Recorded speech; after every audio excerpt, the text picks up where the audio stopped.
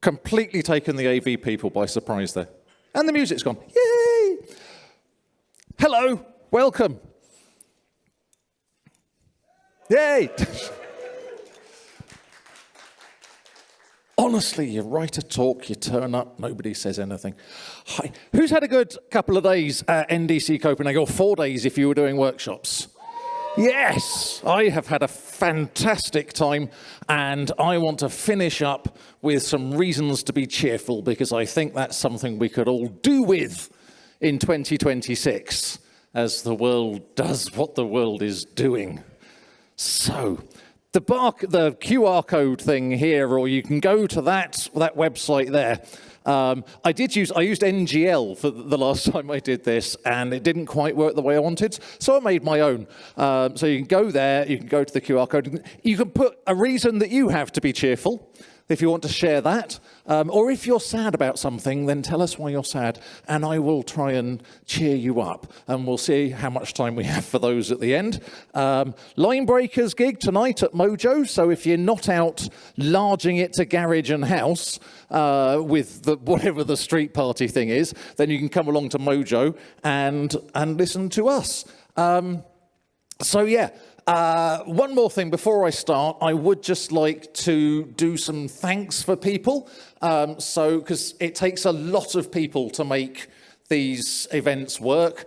So first of all, I'd like to thank the venue staff and the caterers, everybody who has fed you and cleaned up behind you and everybody else. A round of applause for all the venue staff.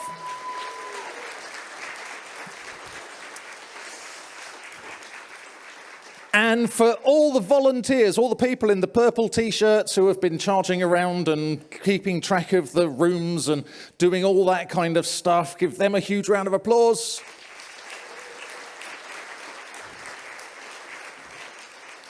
I have to mention the AV people, because otherwise the microphone tends to turn off. I don't know why that is, but so AV people, thank you.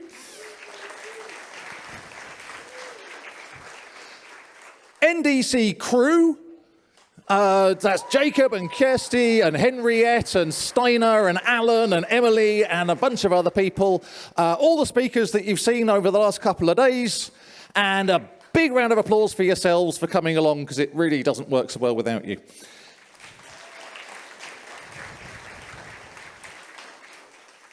Okay, I'm going to start at 0 because programming. And definitely not in Visual Basic. So yes, AI. AI's sort of been a bit scary, and it's been a bit up and down, and it's going to take all our jobs, and it's going to destroy us all, and it's going to decide that the way it can be most efficient is to wipe out humanity. But it is actually being used for some really good stuff as well.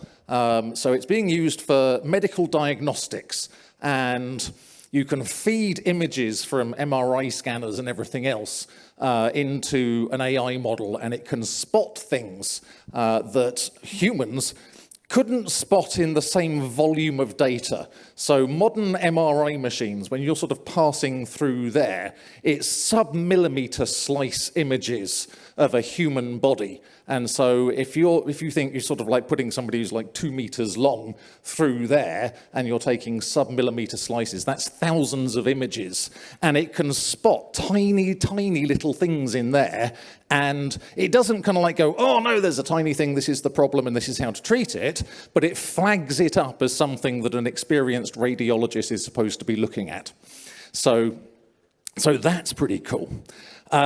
We have genomics, so DNA and RNA analysis, and we can actually now analyze DNA sequences and genomic sequences and look for patterns that detect hereditary disease risk, but also can custom create medications for specific cancers. So you can biopsy cancerous cells, pull the DNA and RNA out of them, and then come up with something that targets those cells specifically. It's like a custom per patient treatment for cancer, which is completely insane.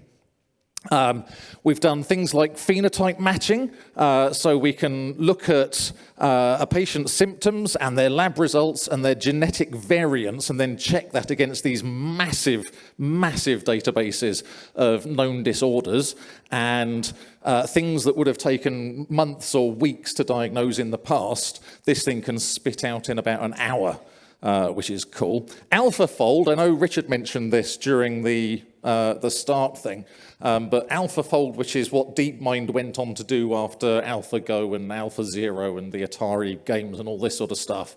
And this is now out there. They won the 2024 Nobel Prize for Chemistry. So, you know, if people say, oh, AI is just glorified autocomplete, then autocomplete won a Nobel Prize. That's not bad going. So yes, John Jumper and Demis Hassabis at Google won the chemistry Nobel for AlphaFold, and David Baker won it for computational protein design. And then I thought this was related, but it's not, but this is brilliant. There is a drug called lenacapavir, which sounds like a place that a battle happened in Lord of the Rings, but it's not. It is a protein. This wasn't actually out of AlphaFold, though. Somebody spent 25 years researching one cone-shaped protein, and this has now been turned into a drug. You can give somebody an injection of this twice a year, and it prevents them from getting HIV.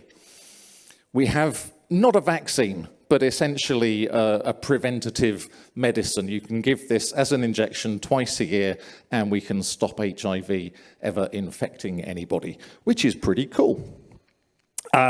We can use AI in education, and yeah, you don't want to be sort of replacing teachers with AI completely, but you can. Teachers can use AI to improve the way that they teach. They can come up with personalized learning plans. They can you can put kids' homework through an AI model, and it will sort of create personalized learning assignments for them to help them learn more effectively.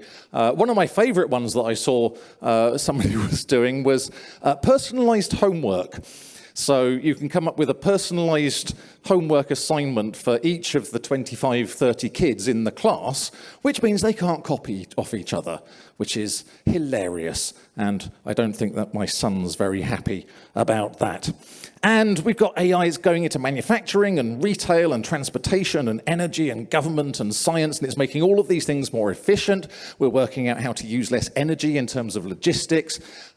There's some bonkers stuff. You can predict, like in retail, you can predict what people are going to be buying based on, sometimes it's obvious, like the weather. So, you know, if it's going to be sunny, then you're going to sell suntan cream and cold drinks and all this sort of stuff. Did you know if there is a major bad news story in the news, people buy less toothpaste? Yeah. Yeah, it's like Trump invades Iran and people go, world's ending, why brush your teeth? And yeah, they use these massive AI models to identify these patterns in retail, and it is just, yes. Also, AI is great for making my slides look less rubbish. I know they still look rubbish, but you should have seen them before.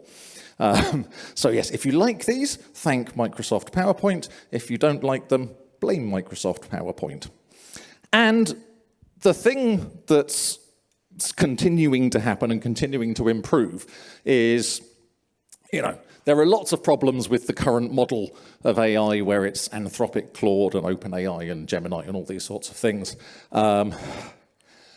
They are generating a lot of heat. They are using a lot of electricity. They are sucking up all the world's GPUs and RAM, so we can't play Forza Horizon 6.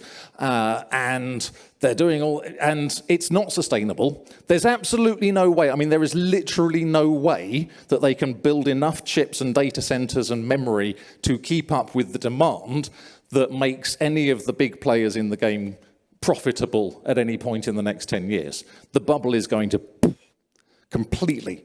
But you've got Qwen 3.6, 35 billion parameter model. You've got Gemma 4, There's a 26 billion and a 31 billion variants of those. They actually work really well. You can sort of go to them and say, how thick are the slices an MRI machine produces? And it tells you. And if you hook it up to a harness, it can go off and search the internet as well. I have Gemma 4 and Qwen 3.6 both hooked into a coding agent. They do a reasonable job. You want sort of something like Claude to come along and review it afterwards, but they are not doing too badly. And this is on a machine, this laptop, M3 Max from a couple of years ago, 36 gigs of RAM, and I can run the 4-bit quantization of these models quite happily. We're getting better at quantization as well. There's a new format, NVFP4, where, because what you do when you quantize something is you find a chunk of numbers, like 16 or 32 of the numbers, and then you find a common scaling factor, and then you can reduce them to 4 bits. Then you multiply the 4 bits by the scaling factor, and it turns them back into 16 or 32-bit floats. What this new thing does is it starts at the lower level, so it goes 0, 0.125, 0.25, 0.51, and so it kind of logarithmic scaling, which means at the lower levels where it's more sensitive, it keeps the values better. Anyway, I didn't say it wasn't going to be nerdy. But yes, and so I can run these things quite happily. But if you look at the Apple Store now, you've got the M5 MacBook Pros. The Max version of that you can spec with 128 gigs of RAM, and that's only $5,000, which, you know, if you're buying MacBooks, we've been paying $5,000 for a MacBook for years. That's not a problem. But also, on the Windows side, if anybody still cares, there is the NVIDIA have just released the RTX Spark laptops, which is basically the same thing, 128 gigs of RAM shared between the CPU and the GPU, which is a really important thing because if you're running on a sort of a 5090 RTX card, every time it does anything, it has to copy it between the CPU and the GPU, whereas Macs and these RTX things, it's shared memory. They don't have to worry about the copying backwards and forwards. So yeah, we can do all of this stuff. If you came to my talk on Claude yesterday, you can actually get these things to produce code that works and that you can feel safe putting into production. It's not going to replace us. It's not a new programming. It's a new programming language. It's not a programmer. Yeah, it's a new way for people who know how computers work and how to make them behave themselves to tell them what to do and to engineer software. It's just typing for you. That's all it's doing. If what you know is wrong, if you don't know anything at all, it's just going to type nonsense for you. If you know what you're expecting, if you know what the test should look like and everything else, then you can use it to be way more productive. And there is no shortage, because people keep going, oh, we're going to be able to lay off all the programmers. This is the wrong way round of thinking about it, because we don't need the same amount of software produced in less time. There is an unending amount of software that we could be building. And so if we can make programmers 10 times more productive, let's build 10 times more software. Let's build silly little websites so people can leave you messages while you're on stage. Let's just, yes. Because vibe coding, it's very important to me. I'm very invested in the idea that vibe coding sucks and is stupid. Partly because once somebody's got to a point with vibe code, it's much easier to go to somebody and go, yes, I can bail you out of this mess you've made. I would have charged you 10 grand up front to build this thing, but to bail you out of the mess, I'm going to charge you 20. But no, because it started, this was last year, March last year, this guy, just so full of himself, so bloody proud of himself on Twitter. And yes, I built my SaaS with Cursor. It's making money. People are paying for it. That was the 15th of March. 17th of March, I'm under attack ever since I started to and yeah, basically, for now I will stop sharing what I do publicly on X. So some good came out of it. And then later the same July that year, Replit, the Replit AI, some guy went, okay, so we need to run push and deploy, and it deleted his production database because migrating the database from one schema to the next version of the schema, that was too difficult. Just drop the database and recreate it. And then it just went through this list of excuses, and it's kind of, I made a catastrophic error in judgment. I violated the explicit directive in replit.md that says no more changes. It's got, what is the fucking point of replit.md if it can ignore, especially in capital letters?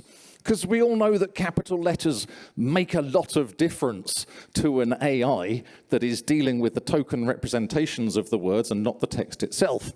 Maltbook, that went online, and then somebody very, very quickly managed to gain access to the entire database, including write access.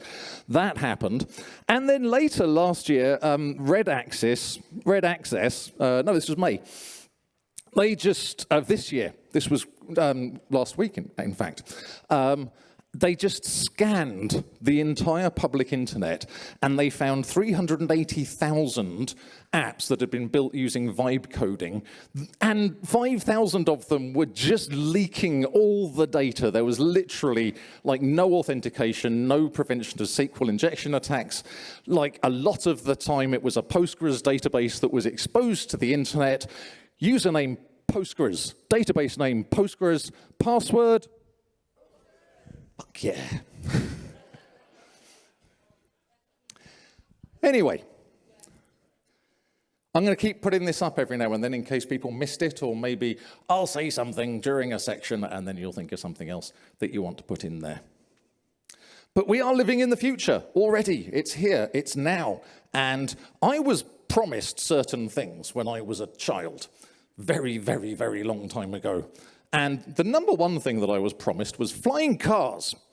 And I'm very cross that we don't have the flying cars. And so the first thing I checked when I was writing this talk was, I wonder where we're at with the flying cars. And so you can find pictures, concept art. This is the Klein Visio flying car, which they named after Microsoft's design software for some reason. And this is it flying. So you can see here, that looks quite car-like, like the sort of thing that you could drive to the supermarket. And then that's got wings. That's not... Oh, look, there's a hole on the side where you stick the wing. Yeah, I'm not flying in that. And then I found this. This is the Aleph. I don't even know if this website is still up, because this is like curbside, right? Now, I want you to look at this picture very, very carefully.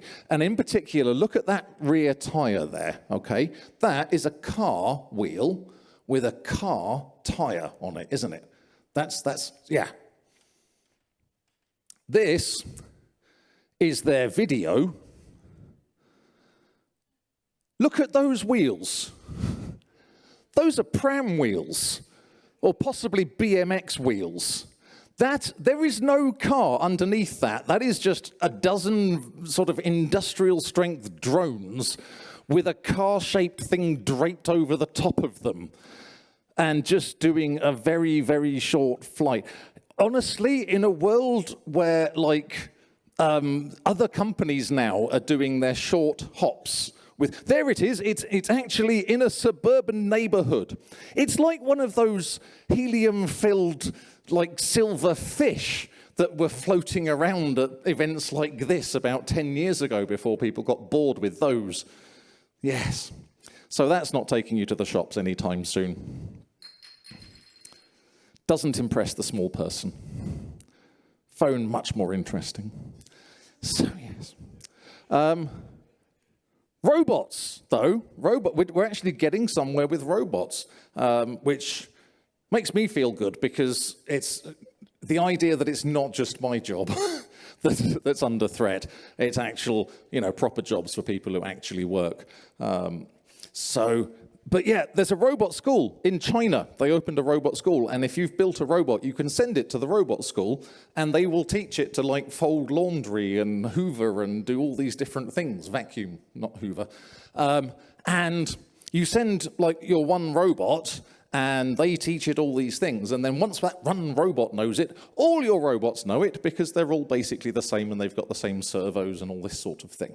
And then Gemini, so Google, have released Gemini Robotics 1.5, which essentially does the same thing. So it's not, Google aren't building robots, thank God. What they are doing is giving their operating system for robots to companies like Boston Dynamics to stick in the Atlas robot. But this is a combination of like an LLM that reasons through the steps necessary to do things and then carries out the action. And again, this, once it's figured it out, it can share it with all the other robots of the same kind across the cloud. Because obviously what you want is an army of incredibly powerful humanoid machines. That's never gone wrong in science fiction. Sorry? We'll be fine. Hardly ever happens. So yeah, this is Gemini Robotics, and it's the precision on some of these things is absolutely nuts. And this is using kind of claw things. It's, you know, yes, it's taking it a bit longer than it would take a normal person, but this is losing a humanoid hand and it's playing noughts and crosses. And it's quite good at noughts and crosses, and it can fold origami boats and all this sort of thing. It's quite cool. Where they're using robots to rescue people, so in wildfires in California, Australia, places like that, where previously it was too dangerous to send people in, they can actually send robots in and go, oh, I've identified a cluster of people here and we can send helicopters to go and get them, that sort of thing. Care robots. This sounds dystopian, but I want you to stop and think before you write it off, okay?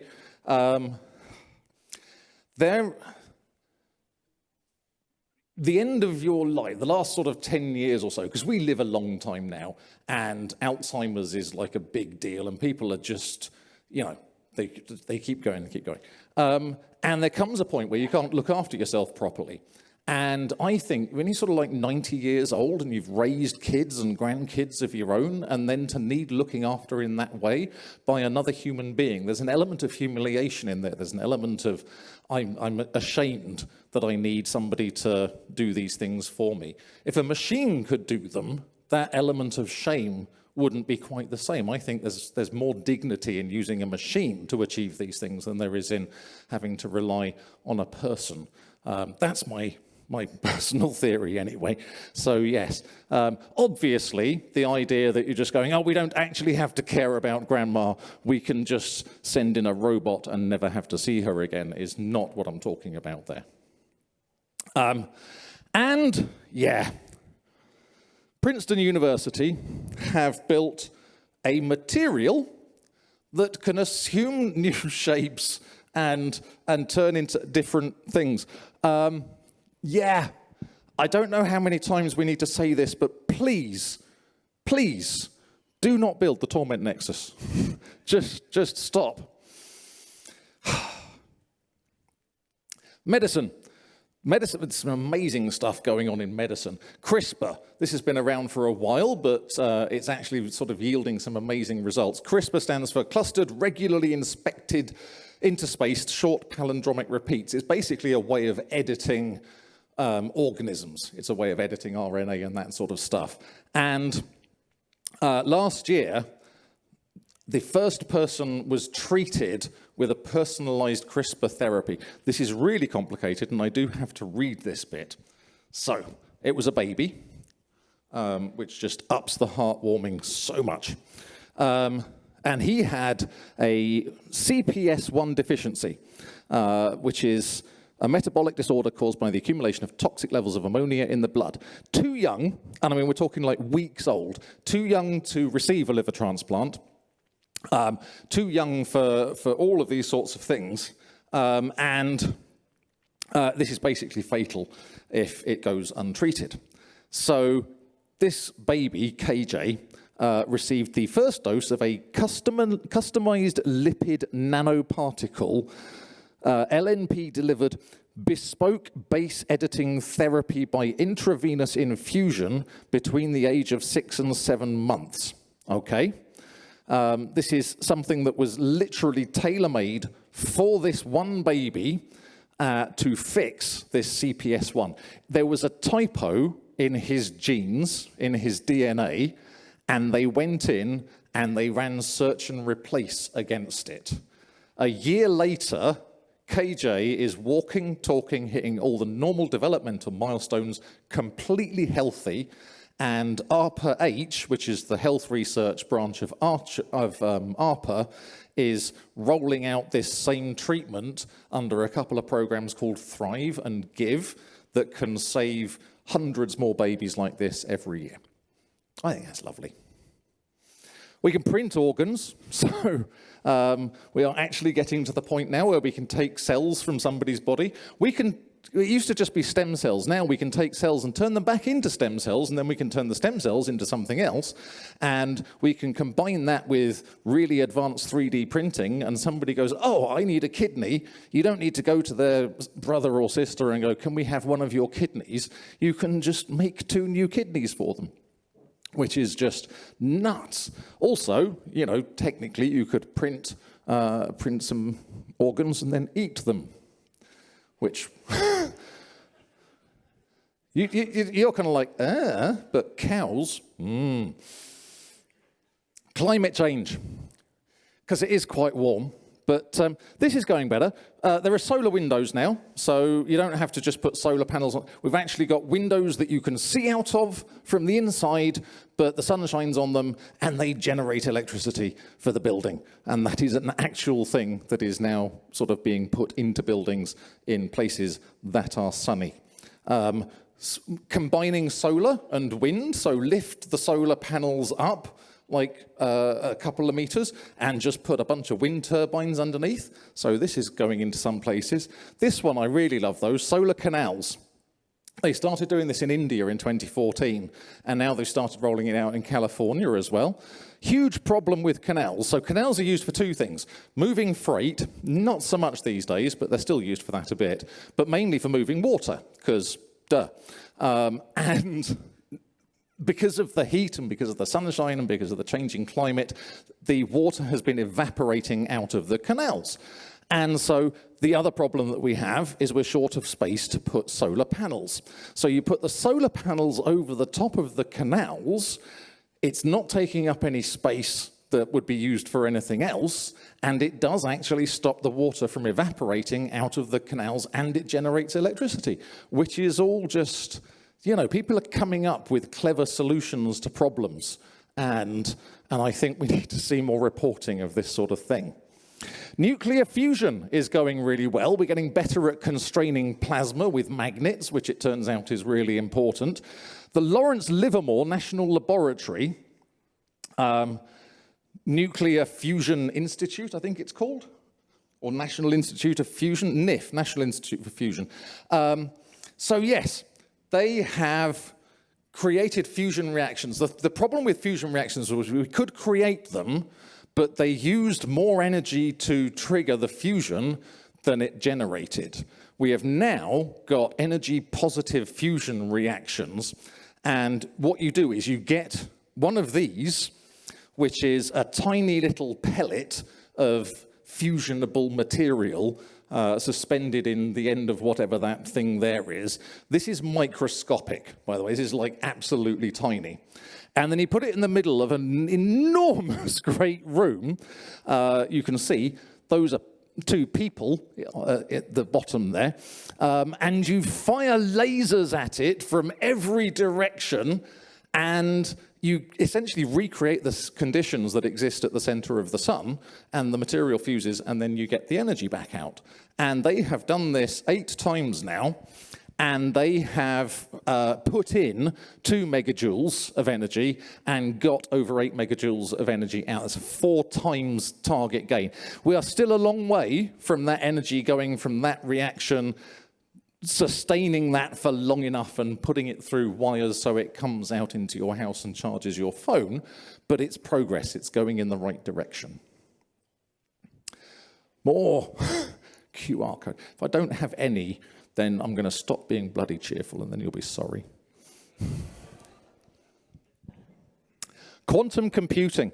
Quantum computing has been around for a while now, but these are the things that it apparently is going to improve for us. Artificial intelligence is going to get better with quantum, maybe. It will give us better batteries. So a lot of the work that's being done to find new materials to build better batteries, because lithium-ion is a terrible battery technology. It is completely rubbish.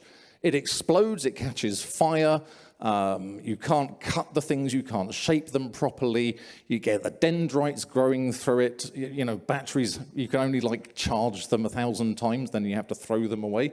And so people are using quantum computers to model alternative materials, because nature does things at this kind of microscopic level, this subatomic level sometimes, that we don't understand how it does these things. Cleaner fertilization as well. We don't know how the whole nitrogen nodules... There's a film called War Games that I saw when I was a kid, and there's a biology teacher, and he asks, why do nitrogen nodules cling to the roots of plants? And one of his students goes, love? But the thing is, actually, possibly, we don't know. We can use quantum modeling to figure out how nature is doing some of these things, and then we get to do them without kind of incredibly expensive and toxic pesticides and fertilizers and all this sort of stuff. Cybersecurity. I love the cybersecurity. So once we get active quantum computers that can handle sort of like 4,096 qubits all at the same time, all classical cryptography is dead. RSA, Diffie-Hellman, EDCSA, all these things completely screwed, because it's essentially, how long will it take you to guess this prime number? Done it. Shor's algorithm, we're talking seconds instead of the years that it would take at the moment. So then we have to invent post-quantum cryptography, which we have. It's a standard. It's approved by NIST in the United States. Banks are rolling it out. So banks are rolling out cryptography that is resistant to quantum computer attacks. But my favorite thing about all of that is there are two sides to the technology, and they're both, they came under the sort of subheading of crystal with a K, and one of them is called dilithium and the other one's called kyber. And I just think it's lovely that they managed to get both of those Lord of the Rings references in the same sci-fi. What? Star? No. Which is the one with Gandalf? Yeah, and Gandalf like recruits Luke to join the Federation. Yeah? Yeah, that's right. Yeah, I got it. I know what I'm talking about. Drug development. Unfortunately, only the medical kind. Yeah, electronic materials. Financial modeling, that one can get in the sea, because money, I think we're basically done with money at this point, aren't we? Can we just, like, the billionaires have won, give it all back, and we'll start again. And just, yeah. Solar capture, traffic optimization. I will again believe that one. So weather forecasting and climate change. Weather forecasting in particular, they're getting better at with quantum modeling. And they can do some of this stuff today. So yeah, that went with the last thing. Right, question. Where is the coldest place in the universe? Eli's mother's heart. You might think it was here. This is Boots Void, which is also called the Great Nothingness. And this is a region of space where there just isn't anything. It's massive. These are galaxies, these dots. Every other dot in this image is a galaxy. And then there's just this space. And I think somewhere in the middle of that space is Eli's mum. And nature abhors Eli's mum more than it abhors a vacuum. You can send her the recording of this. No, actually, even in the middle of the Boots Void, it's about 2.7 Kelvin, 2.7 degrees above absolute zero. The coldest place in the universe is in the Microsoft campus in Seattle, where they are building what they say is the world's first artificial topological qubit. So what they say they've done is they've created a particle that exists along a sort of a tiny, tiny length, but we're talking sort of the same scale as our current silicon chips. And it's self-error correcting because it's like half the particle is at one end and half the particle is at the other end, despite this being an indivisible subatomic particle. Anyway, Microsoft went, hey, we've built the Majorana 1, which incidentally was based on equations that a guy came up with in 1937, and he turned out to be a bit of a fascist, but don't worry about that. And Microsoft went, oh, we've achieved it, we've achieved it. And the last time I gave this talk, I went, oh, Microsoft have achieved it. And then people were like, have they though? And so Microsoft claim to have created this thing. About half the scientific establishment says, no, you haven't. So it'll shake out and we'll see what happens there. Last chance with this one. And then we're going to go for some random reasons. So, NDC Copenhagen. There's a reason to be cheerful. You've had a great week at NDC Copenhagen. Copenhagen generally, go and take advantage of it. There's a huge street party tonight. It's Constitution Day tomorrow, so lots of parties and things happening there. Line breakers, that's a thing. You can come to line breakers at Mojo, sponsored by Umbrico. Thank you, Umbrico, for paying for beer for anybody who wants to come along. PowerPoint couldn't remember that I'd already done those three. What else have we got? Pickles. If you know, you know. People. People are just generally amazing. This is quite new for me. It's only been a couple of years since I started to actually like people. But yeah, now I've got used to them. I've met some really nice ones. I've met some really nice people this week, in fact. You know who you are. And that one dickhead. But, Problems, yes, there are still problems. There are lots of problems, but problems are something that we can solve, not something that we have to put up with. Who in this room, by the way, is Gen Z? Or Gen Z, Generation Z. We've got an alpha down at the front here with the brain rot. 6, 7? Yeah? Looking at me like, but no, because I'm Gen X, and a lot of people, my generation, complain about the younger generations and go, oh, you're just idealistic and woke and all this sort of, and so many things we can't do anymore because of woke. And I just want to fight back again. I want to push back and just go, Generation Z, they turned up and they looked at the world and they just went, nope, not having this. This isn't right. This is going to do. And they just started kicking back at it and pushing, and I just want to shout them out for that because they're awesome. And there will always be new tech. There will always be more things to build. We are not going to run out of stuff to build. I do kind of think maybe we could get to the Star Trek kind of post-scarcity economy thing where all our essential needs are taken care of, and then we can spend our time building the things that we want to build and making stuff to share with each other and just generally coexisting and sharing the planet nicely, all watched over by machines of loving grace. But we'll see how that goes. And then I'm going to swap over to here. Oh, I do have people have been sending stuff. And I'm going to hope that my inbox is still working and authenticated. So, free beer, that's definitely a reason to be cheerful. Going to play some sick music. This is another Line Breakers ad there from Eli. Elise's cats are healthy. Was that in question before? Or did you just have healthy cats?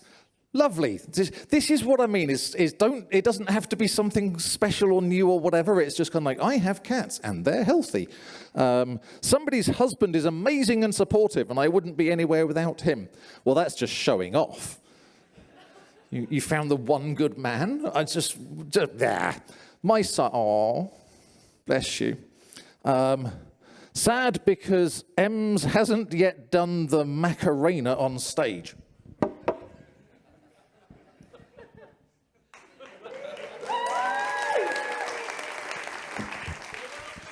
There you go. Bart from Axis went home too early for the party yesterday. Great conference. I'm cheerful. Yeah. Having a comfortable job. Yes, there's a lot to be said for having a comfortable job. Sad that data centers are seen to be more valuable than people. Only briefly. So yes, I think there is this thing at the moment where people are going, oh, did anyone see the Onion article about OpenAI building a data center on a sick child? It's hilarious. Just go onto YouTube and search for it. It's hilarious.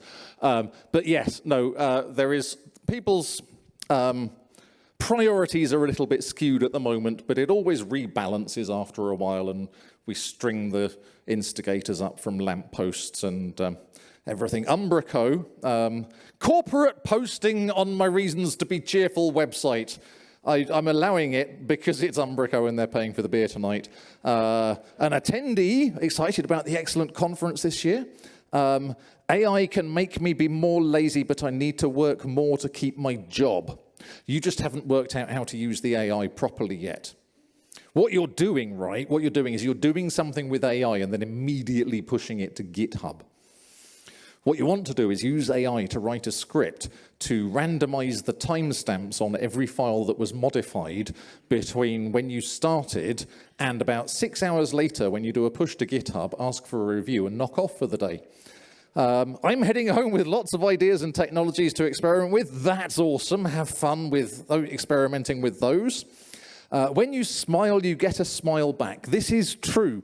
This is a psychological fact. If you smile at somebody, 99% of people will just instinctively smile back. You cannot help smiling back at someone. The only people who can help, if you smile at somebody and they don't smile back at you, they're a psychopath. Run away.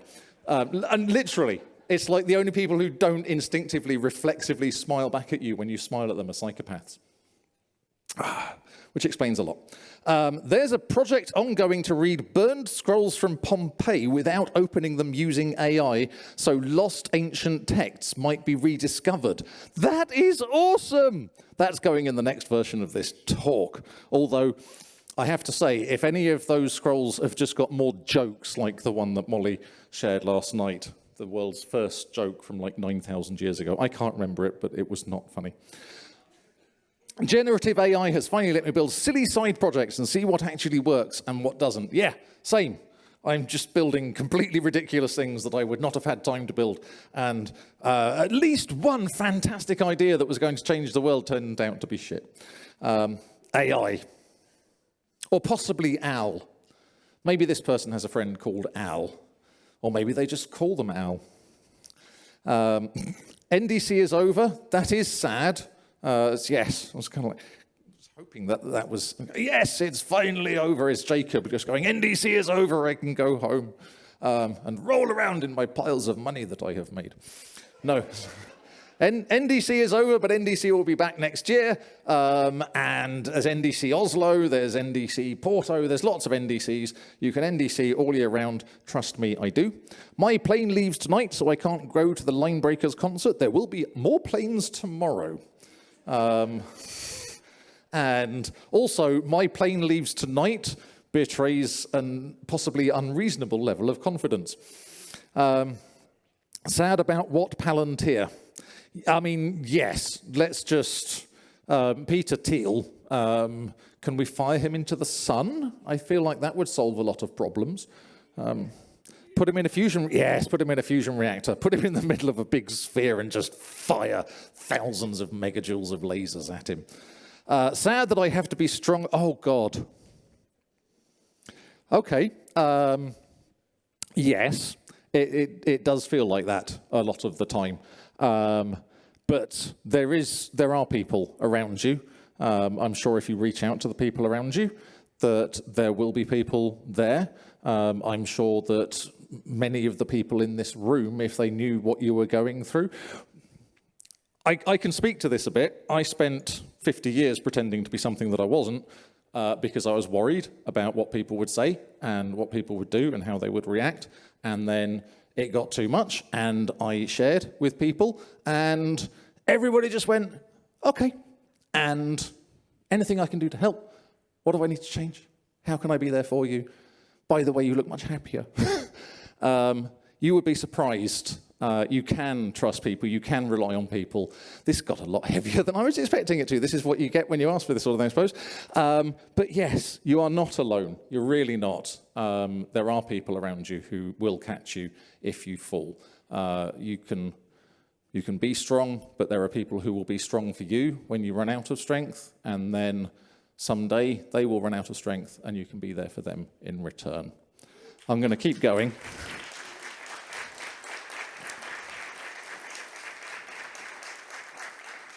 Yeah. And best of luck to whoever that was. Honestly, if it's bad now, it does get better. It's life up and down, and this too shall pass. I'm excited about how AI is becoming a real helper in daily life. Yes, it actually is. I did get it to do the dishes, yeah, get it to change the litter tray. I'm fed up with changing the litter tray, especially because I don't have a cat. But there's a recording of this talk from when I did it in Perth last year, and I downloaded the transcript and I pasted it into Claude, and I said, can you find anything that, update this talk and find new stuff? It was Claude that found the thing about the baby, KJ, a year later, and the baby is kind of walking and talking and all these sorts of things. Also corrected me because I had the temperature of deep space down as 1.5 Kelvin and it's not, it's 2.7. So I got fact-checked by an AI. So yes, sorry? I did fact-check the fact-check, actually, yes, because, yeah, an AI confidently telling me I'm wrong, and it's like, nope, not. I'm excited about how it's this, Tony, from managing smart homes to helping families stay organized, the best part is when it feels less like technology and more like having a capable friend who just happens to know everything. I am so building the thing for you. I'm really not, it's kind of Jarvis, but if Jarvis was a hamster, sort of, or a bird. Anyway, I'll be talking about that probably more in Oslo. I got to take trains around the entire island while at NDC. That's cool. Denmark's an island?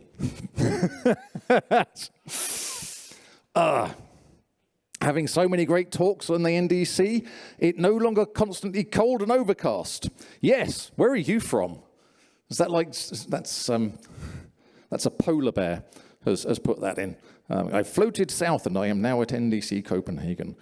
Food is great and NDC has great food. NDC does have great food. I go to a lot of different conferences, and of all of them, NDC has the best food. I will not say which has the worst food. Anonymous types in F#. I mean, okay. I love that this is going in so many different directions. It's like there's people absolutely bearing their hearts, and then there's idiots.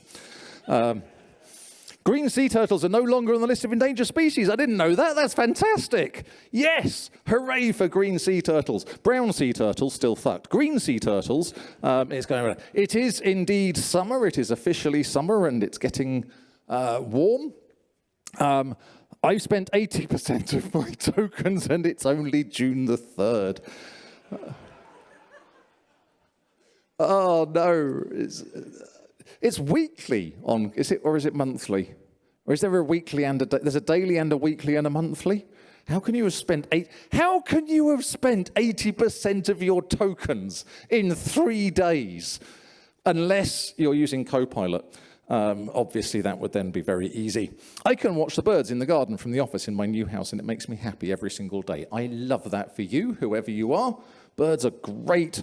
New NVIDIA power connector hasn't burned down the neighborhood. Film at 11. NDC Copenhagen next year, yes. Early bird tickets on sale now, apparently. The food was amazing. My talk. Thank you. I'm going to outlive all these billionaires. Yes. I mean, you can guarantee that by killing them. That's my plan. I am definitely going to outlive Nigel Farage. You heard it here first. Software developers are generally a clever bunch. You've met far fewer software developers than I have. But yeah, no, we're probably cleverer than the average banana. We haven't yet been replaced by AI, and every day when we're not, that's a good thing. Cook whatever I want to eat. I mean, yes, not like furniture though, or glass or anything. Musk is a net negative for humanity. His contributions do not outweigh his downsides. Elon's twin. Does anybody disagree with that statement? Do you remember when we quite liked Elon? Do you remember he was just building rockets and electric cars, and it was kind of like, yay, Elon. And then his daughter came out as trans, and he just went completely off the, yes. So yeah, I think when we do kill the billionaires, if you start at the top, then he's first. So he's achieved something. We didn't have to carry that. Oh, was this like a prize from one of the booths or something? See, this is what I'm talking about. Look on the bright side, people. Didn't win the PS5 from the sponsor booth. Good. Those things are fucking heavy. Don't have to carry that home now. Snakes smell with their tongues. Yes, they do. They lick the air and they smell with their tongues because their nostrils are for snorting cocaine. That's how they move sideways. It's cocaine. They're just going.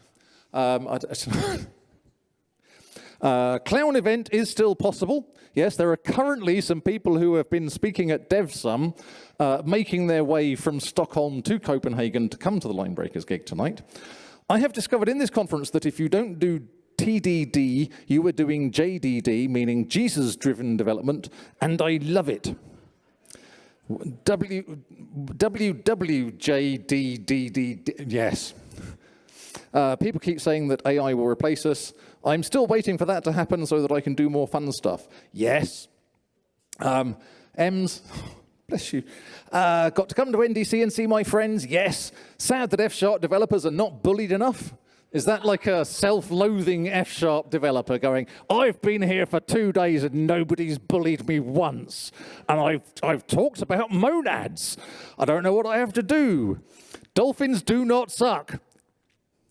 Oh, no. Dolphins don't. How can that be the last one?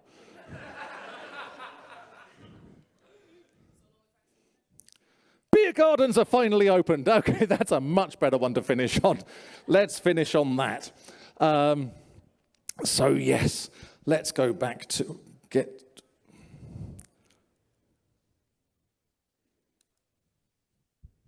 Damn it. Where's my thing gone? Nope, not you.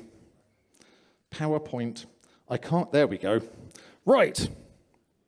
So, to wrap up with, and then I will let you go out and get some fresh air and do whatever it is you're going to do. Yeah, it is very difficult, or it can be very difficult in this day and age, not to feel like the world is ending, not to feel like everything is against you and that it's just one problem after another and you feel helpless in the face of it all and everything.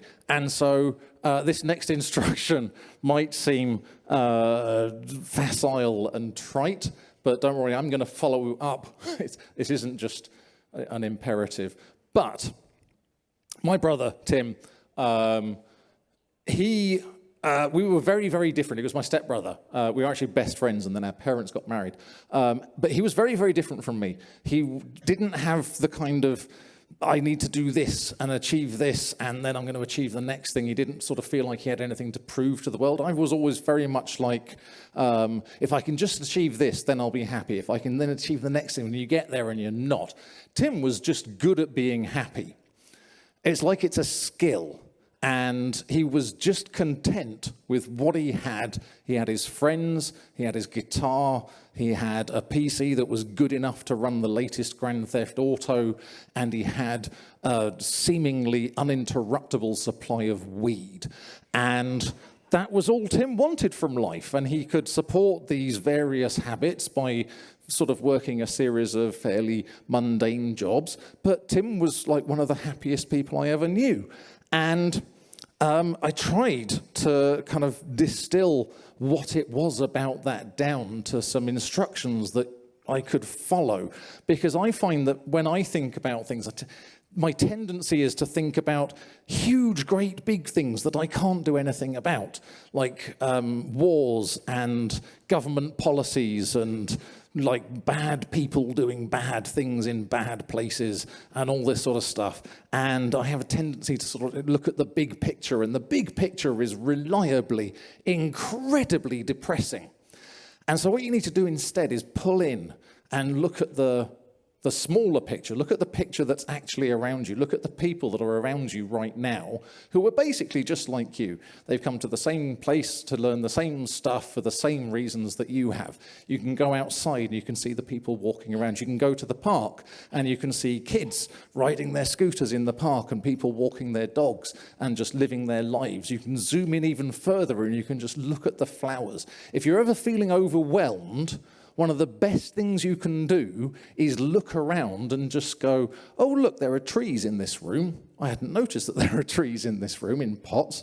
That's quite cool. And like, oh, this is a nice bit of architecture. Just focus in. There's a clock down at the end there. Just notice the space around you and use that to interrupt the flow of thoughts, okay? You can keep 7 different thoughts in your head at the same time.